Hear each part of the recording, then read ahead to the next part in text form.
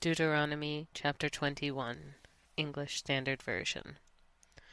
If in the land that the Lord your God is giving you to possess, someone is found slain, lying in the open country, and it is not known who killed him, then your elders and your judges shall come out, and they shall measure the distance to the surrounding cities.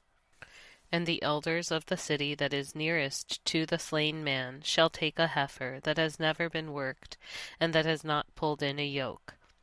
And the elders of that city shall bring the heifer down to a valley with running water, which is neither plowed nor sown, and shall break the heifer's neck there in the valley.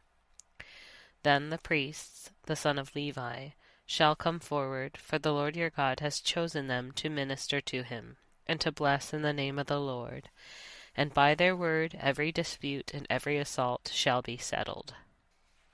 And all the elders of that city nearest to the slain man shall wash their hands over the heifer whose neck was broken in the valley, and they shall testify, Our hands did not shed this blood, nor did our eyes see it shed.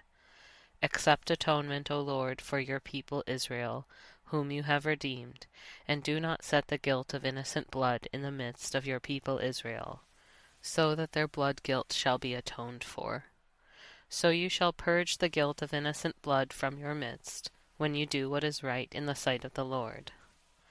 When you go out to war against your enemies, and the Lord your God gives them into your hands, and you take them captive, and you see among the captives a beautiful woman, and you desire to take her to be your wife, and you bring her home to your house, she shall shave her head and pare her nails.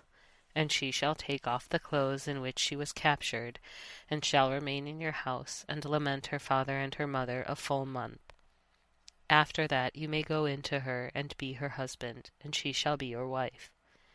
But if you no longer delight in her, you shall let her go where she wants.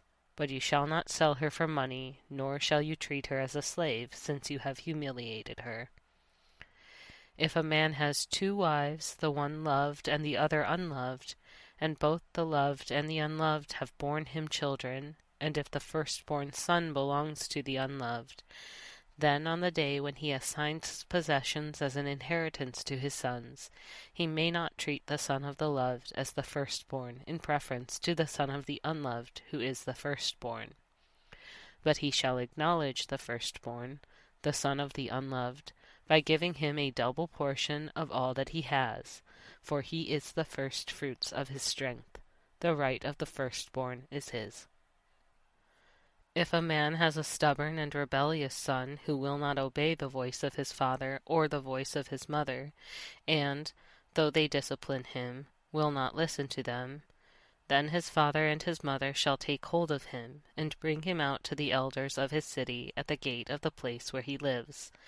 And they shall say to the elders of his city, This our son is stubborn and rebellious. He will not obey our voice. He is a glutton and a drunkard. Then all the men of the city shall stone him to death with stones. So you shall purge the evil from your midst, and all Israel shall hear and fear. And if a man has committed a crime punishable by death, and he is put to death, and you hang him on a tree, his body shall not remain all night on the tree, but you shall bury him the same day, for a hanged man is cursed by God. You shall not defile your land that the Lord your God is giving you for an inheritance.